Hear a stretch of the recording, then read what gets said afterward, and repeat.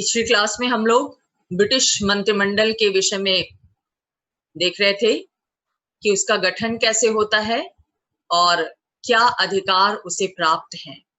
British शासन व्यवस्था में उसकी भूमिका कैसी है। तो गठन की जहां तक बात है उसमें एक दो बिंदु पर और ध्यान देना है हमें। वो ये है कि मंत्रिमंडल का कार्यकाल क्या है, संविधान उस विषय में क्या कहता है। तो ब्रिटिश संविधान जो परंपरा पर आधारित है, उस परंपरा के अनुसार, संवैधानिक परंपरा के अनुसार जो कार्यकाल है मंत्रिमंडल का वो अनिश्चित होता है। निश्चित क्यों नहीं होता?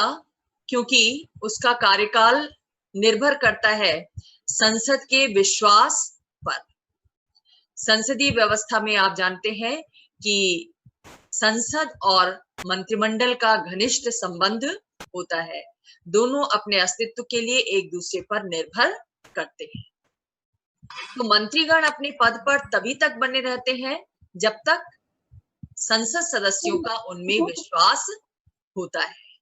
इसका सीधा सा मतलब यह है कि जिस दिन भी हाउस ऑफ कॉमन्स ने किसी भी मंत्री के विरुद्ध अविश्वास का प्रस्ताव पारित कर दिया, उस दिन समूचे मंत्रिमंडल को त्यागपत्र देना होता है। तो इनका कार्यकाल, मंत्रियों का कार्यकाल किस पर निर्भर करता है? संसद के विश्वास पर निर्भर करता है। अगर संसद उनमें विश्वास रखती है तो वो संसद के कार्यकाल तक यानी 5 वर्ष की अवधि तक बने रह सकते हैं अपने पद पर। लेकिन अगर संसद उनके विरुद्ध अविश्वास का प्रस्ताव बीच में ही पारित कर देती है तो पूरे मंत्रिमंडल को त्यागपत्र देना होता है। इसी से जुड़ी हुई एक बात है, वो है मंत्रिमंडल के सामूहिक उत्तरदायित्व की। सामूहिक उत्तरदायित्व का मतलब ये होता है कि मंत्रिमंडल में शामिल प्रत्येक मंत्री प्रत्येक दूसरे मंत्री के कार्य के लिए भी उत्तरदायी होता है। यानी पूरा मंत्रिमंडल एक इकाई के रूप में कार्य करता है। अगर एक मंत्री के विभाग के द्वारा भी अच्छे कार्य किए जाते हैं तो उसके लिए पूरे मंत्रिमंडल की, पूरी सरकार की सराहना होती है। और दूसरी तरफ एक भी मंत्री अगर सही ढंग से कार्य नहीं करता है, उसके अंदर दोष पाया जाता है, उसकी आलोचना होती है संसद के भीतर और संसद के बाहर, तो पूरे मंत्रिमंडल को उसके लिए दोषी ठहराया जाता है। पूरी सरकार उसके लिए जवाबदेह होती है। इसीलिए संसदीय व्यवस्था में कहते हैं कि मंत्रीगण साथ साथ तैरते हैं और साथ साथ डूबते हैं। वैसे तो हर मंत्री अपने विभाग के कार्य के लिए व्यक्तिगत रूप से उत्तरदायी होता है, लेकिन जहां तक पूरे मंत्रिमंडल की बात है, अगर किसी भी मंत्री के विरुद्ध कोई आरोप लगता है तो उसका साझीदार पूरे मंत्रिमंडल को बनना पड़ता है। कोई एक मंत्री ये कहकर नहीं हट सकता कि ये उसके विभाग से संबंधित प्रश्न नहीं है या विभाग से संबंधित आरोप नहीं है। सरकार में शामिल जितने भी मंत्री हैं वो एक दूसरे के कार्यों के लिए, चाहे वो कार्य अच्छे हो या बुरे, उसके लिए वो उत्तरदायी होते हैं। और एक मंत्री के विरुद्ध भी अगर अविश्वास का प्रस्ताव पारित होता है तो पूरे मंत्रिमंडल को त्यागपत्र देना होता है। ये सिद्धांत वास्तव में इसलिए स्थापित किया गया परंपरा के आधार पर ताकि सरकार मनमाने ढंग से कार्य न कर सके और अपने हर कार्य के लिए जनप्रतिनिधियों के प्रति स्वयं को उत्तरदायी समझे। जनप्रतिनिधि जनता के प्रतिनिधि होते हैं, जनता द्वारा चुने जाते हैं, वो हाउस ऑफ कॉमन्स में बैठते हैं। इसलिए मंत्रियों का ये दायित्व बनता है कि वो अपने हर कार्य से कॉमन सभा के सदस्यों को अवगत कराएं, उनके हर प्रश्न का जवाब दें, क्योंकि वो जनप्रतिनिधि जनता की इच्छा और आकांक्षा को व्यक्त करते हैं। तो इस परंपरा के आधार पर मंत्रियों को जनमत के प्रति उत्तरदायी बनाने का प्रयास किया गया है।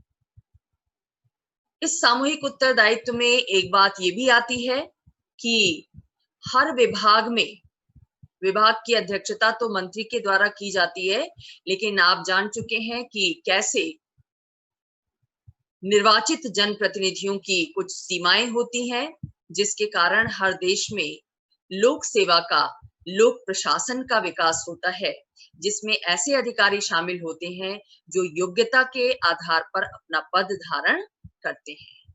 तो ज्यादातर नीति निर्माण और नीति क्रियान्वयन का कार्य जमीनी स्तर पर लोक प्रशासकों के द्वारा किया जाता है। तो इन प्रशासकों को भी उत्तरदायी बनाने के लिए ये व्यवस्था रखी गई है। यानी किसी विभाग में जो लोक प्रशासक कार्य करते हैं, प्रशासनिक अधिकारी कार्य करते हैं, सचिव के रूप में या संयुक्त सचिव के रूप में या अन्य पदों पर, वो भी अपने कार्य के लिए अपना व्यक्तिगत उत्तरदायित्व समझें, इसलिए भी ये व्यवस्था स्थापित की गई है। ये ठीक है कि मंत्री अपने कार्य के लिए संसद में जवाबदेह है अपने विभागीय कार्यों के लिए, लेकिन मंत्री के उत्तरदायित्व के नाम पर प्रशासन गलत कार्यों से, उसके आरोप से बच नहीं सकता। व्यक्तिगत रूप में उसकी भी जिम्मेदारी बनती। ऐतिहासिक दृष्टि से अगर हम देखें तो मंत्रियों के उत्तरदायित्व का सिद्धांत ग्रेट ब्रिटेन में 17वीं शताब्दी के अंत में स्थापित हुआ, जब स्टुअर्ट वंश के राजाओं ने संसद में मंत्रियों को उनके कार्य संबंधी अव्यवस्था के लिए उत्तरदायी ठहराया। और ये सिद्धांत प्रतिपादित हुआ कि राजा कोई गलती नहीं कर सकता, इस उक्ति का लाभ मंत्रियों के द्वारा उठाया नहीं जा सकता। आप देख चुके हैं कि ब्रिटेन में राजा को कानून से ऊपर माना गया, वो इसलिए क्योंकि अब वो संवैधानिक प्रधान है, वास्तविक प्रधान नहीं है। वास्तविक कार्य किसके द्वारा किया जाता है? मंत्रिमंडल के द्वारा किया जाता है। इसलिए जब राजा कोई कार्य करता ही नहीं तो उसकी गलती का कोई प्रश्न ही नहीं उठता। लेकिन इस कहावत का लाभ कई बार मंत्रियों ने अपने बचाव में उठाने की कोशिश की है। तो संसद ने स्पष्ट कर दिया कि मंत्रीगण इस कहावत का प्रयोग अपने बचाव के लिए नहीं कर सकते, यानी वो अपने हर कार्य के लिए खुद जवाबदेह। जो कार्य वो कर रहे हैं शासन के अंग के रूप में, विभिन्न विभागों के अध्यक्ष के रूप में, उसके लिए उन्हें स्वयं संसद में जवाबदेही देनी होगी।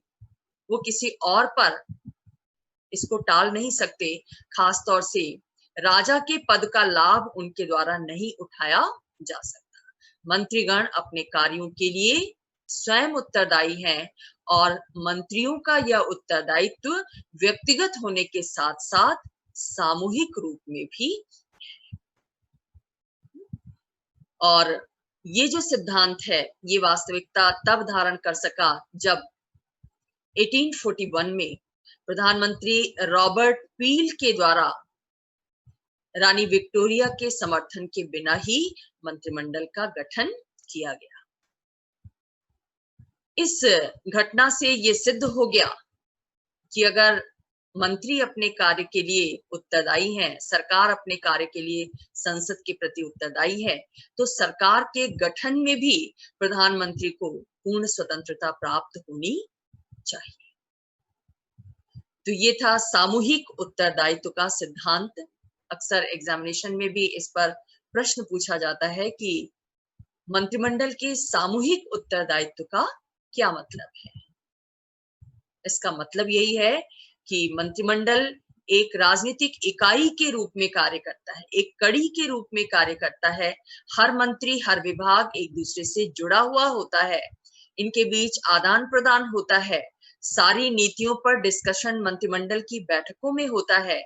इसलिए हर विभाग के कार्य के लिए हर दूसरा विभाग भी उत्तरदायी है, पूरा पूरा मंत्रिमंडल उत्तरदायी है। सामूहिक रूप से।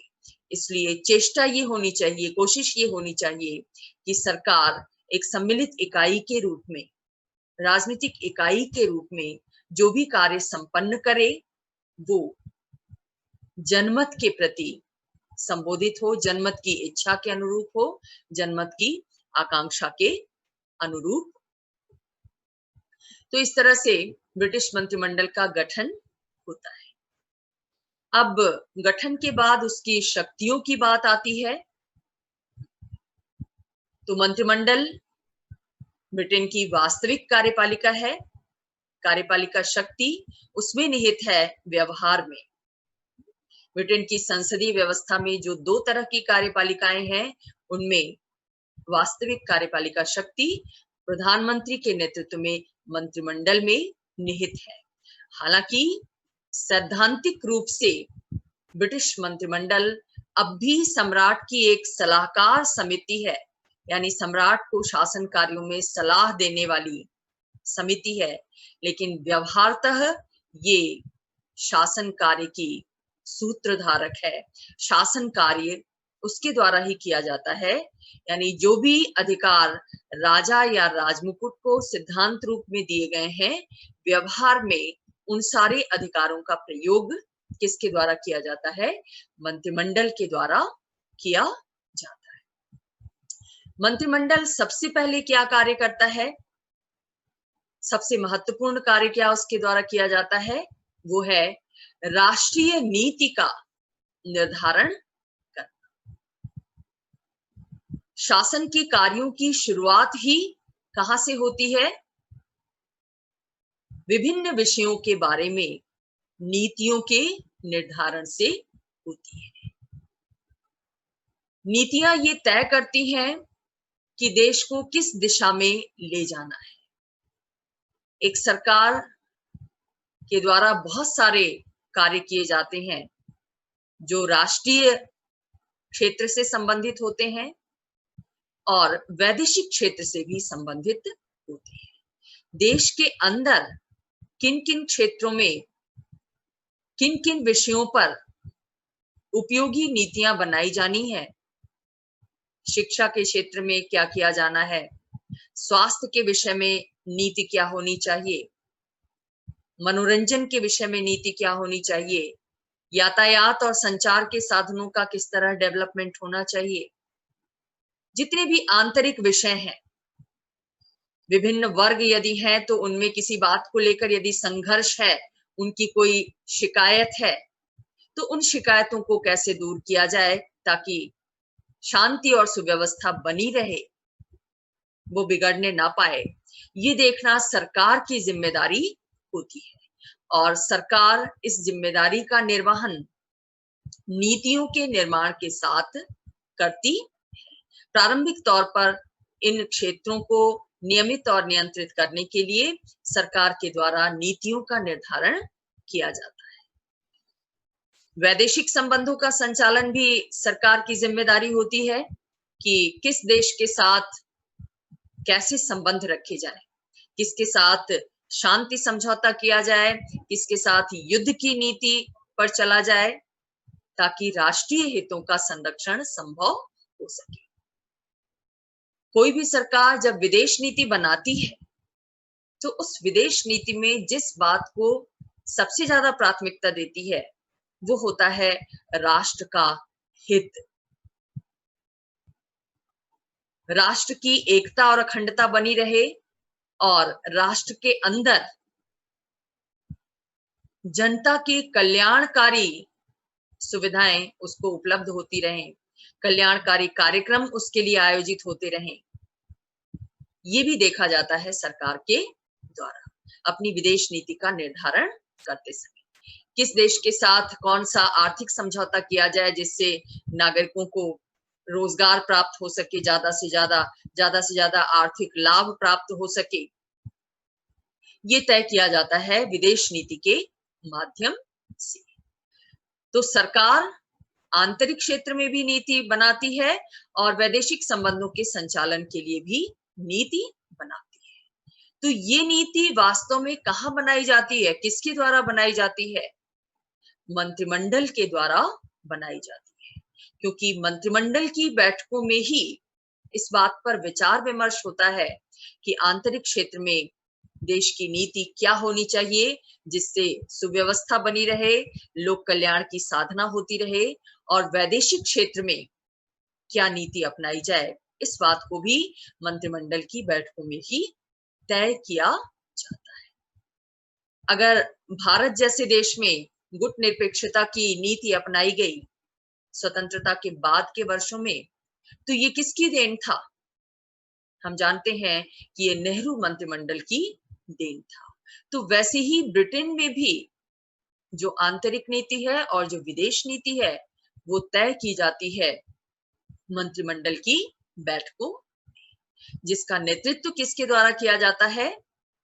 प्रधानमंत्री के द्वारा किया जाता है। रैमजी मेयर ने इस संबंध में क्या लिखा कि वास्तविक कार्यपालिका के रूप में मंत्रिमंडल राष्ट्रीय नीति की रूपरेखा परिभाषित करता है और यह निश्चित करता है कि देश और विदेश में उत्पन्न प्रत्येक सामाजिक समस्या को किस प्रकार हल किया जाएगा। इन नीतियों के आधार पर ही कानूनों का निर्माण होता है और कानूनों का क्रियान्वयन प्रशासन के द्वारा किया जाता है। तो एक देश के शासन संचालन में नीति निर्माण की सबसे प्राथमिक और महत्वपूर्ण भूमिका होती है, और इस महत्वपूर्ण भूमिका का निर्वहन किसके द्वारा किया जाता है? मंत्रिमंडल के द्वारा किया जाता है। अब दूसरा जो कार्य मंत्रिपरिषद के द्वारा या मंत्रिमंडल के द्वारा किया जाता है, जो भूमिका निभाई जाती है, वो है प्रशासन का नियंत्रण। प्रशासन यानी विभिन्न विभागों में नियुक्त अधिकारियों का समूह, जिनकी नियुक्ति योग्यता के आधार पर की जाती है विभिन्न प्रशासनिक सेवाओं के माध्यम से। ये हर लोकतांत्रिक देश में महत्वपूर्ण भूमिका निभाते हैं, यानी हर लोकतांत्रिक देश में लोक प्रशासन का गठन एक आवश्यकता बन गया है, और ये कहा जाने लगा है कि वास्तव में किसी देश का संचालन, शासन संचालन प्रशासन के द्वारा किया जाता है, प्रशासनिक अधिकारियों के द्वारा किया जाता है। क्योंकि जनप्रतिनिधि, आम जनता ये जानती है कि जनप्रतिनिधियों के द्वारा शासन संचालन किया जा रहा है, लेकिन जनप्रतिनिधि, उनकी योग्यता की, उनकी क्षमता की एक सीमा होती है, क्योंकि उनके पद ग्रहण का आधार निर्वाचन होता है। चुनाव लड़ने के लिए किसी शैक्षणिक योग्यता की जरूरत नहीं होती।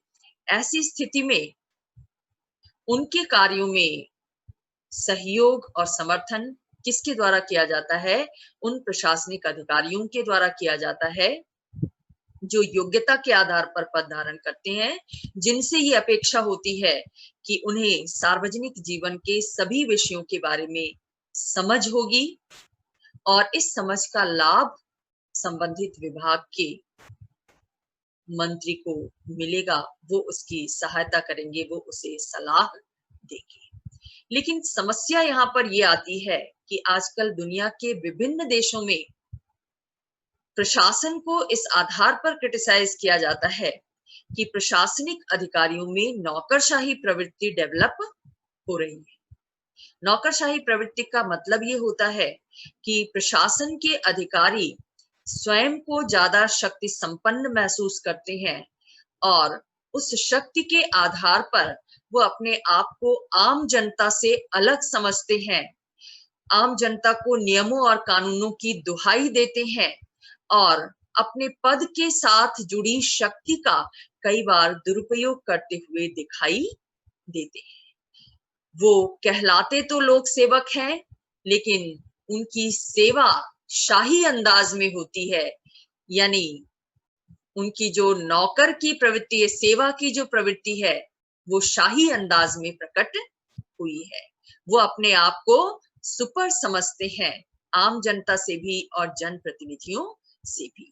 तो इसीलिए कई बार प्रशासन के द्वारा भी मनमाना रुख अख्तियार कर लिया जाता है, लेकिन उनके इस मनमाने रुख को नियंत्रित करने का कार्य किसके द्वारा किया जाता है?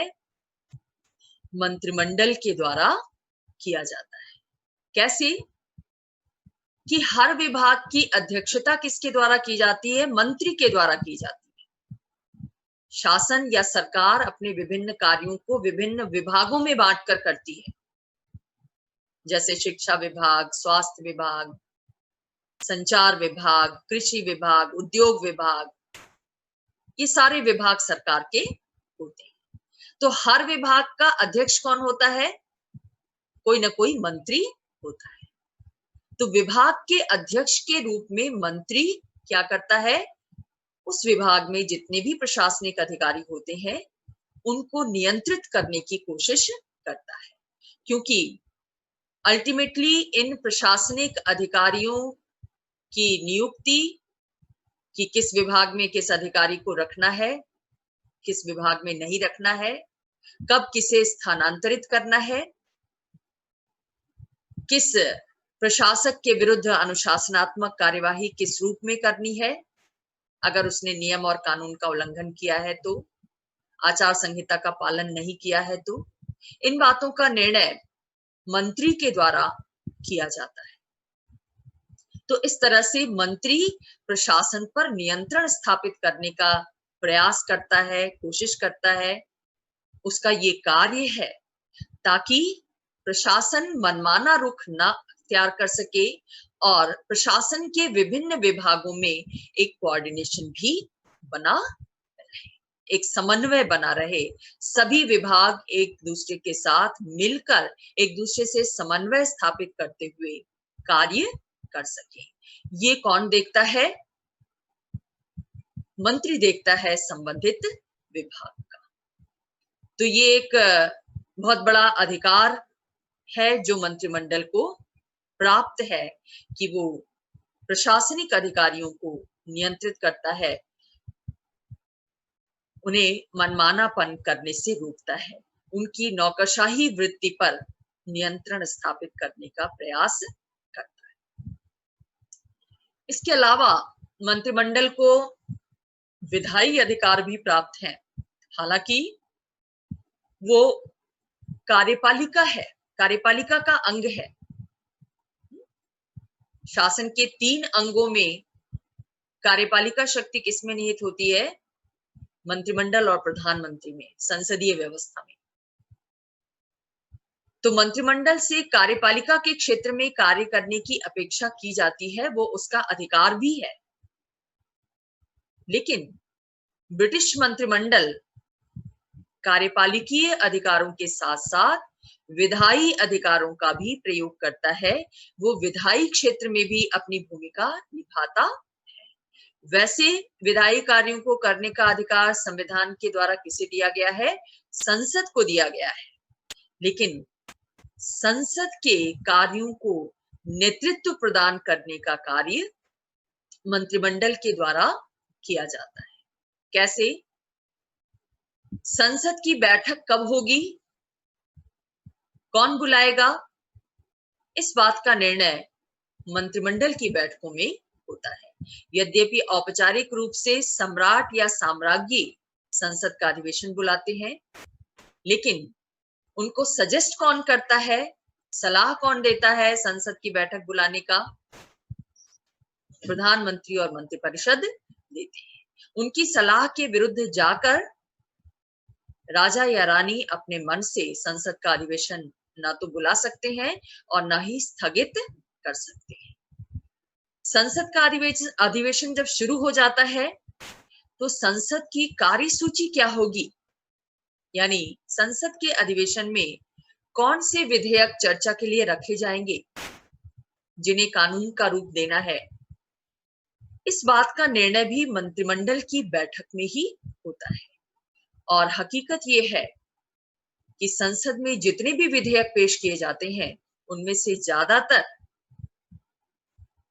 मंत्रियों द्वारा पेश किए जाते हैं, यानी सरकार द्वारा स्वयं बनाए गए विधेयक संसद में विचार विमर्श के लिए प्रस्तुत किए जाते हैं। केवल प्रस्तुत ही नहीं करती सरकार या मंत्रीगण, बल्कि संसद में उन विधेयकों को अपनी इच्छा के अनुसार पास भी करा लेते हैं, क्योंकि किसी भी विधेयक को किसी भी सदन में पास होने के लिए अंत में मतदान की प्रक्रिया से गुजरना होता है। और मतदान में ये देखा जाता है कि उस विधेयक को अगर संसद के आधे से अधिक सदस्यों की सहमति प्राप्त है, यानी उसके पक्ष में वो वोट करते हैं, तो वो विधेयक उस सदन से पारित हो जाता है। ऐसे विधेयक जिनके लिए साधारण बहुमत की जरूरत होती है, पारित हो जाता है। अब चूंकि संसदीय व्यवस्था में संसद के अंदर जो सांसद होते हैं वो दलीय अनुशासन के आधार पर कार्य करते हैं, यानी दल की व्हिप जो आदेश जारी करती है, दल के सचेतक उन्हें जो आदेश देते हैं, उसके अनुसार ही वो किसी विधेयक के पक्ष या विपक्ष में वोट देते हैं। तो चूंकि मंत्रिपरिषद का संसद में बहुमत होता है, क्योंकि उसी पार्टी का मंत्रिमंडल बनता है जिस पार्टी को संसद में बहुसंख्या में सीटें प्राप्त होती हैं, बहुमत की संख्या में सीटें प्राप्त होती हैं। तो स्वाभाविक है कि मंत्री द्वारा रखा गया कोई भी विधेयक उसी रूप में पास हो जाता है जिस रूप में वो रहता है या जिस रूप में वो चाहता है, क्योंकि बहुमत हमेशा संसद में मंत्रिमंडल के साथ होता है।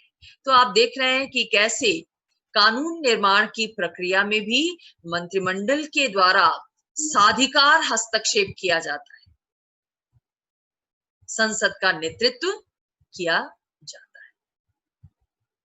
यानी कानून भी अंततोगत्वा किसकी इच्छा के अनुसार बन रहा है? सरकार की इच्छा के अनुसार बन रहा है। ऐसी स्थिति भी आती है जब संसद का अधिवेशन नहीं चल रहा हो, क्योंकि संसद का अधिवेशन वर्ष में 2-3 बार ही चलता है। लेकिन अगर देश के सामने कोई ऐसी समस्या आ जाती है जिस समस्या के निदान के लिए तुरंत किसी कानून की जरूरत है,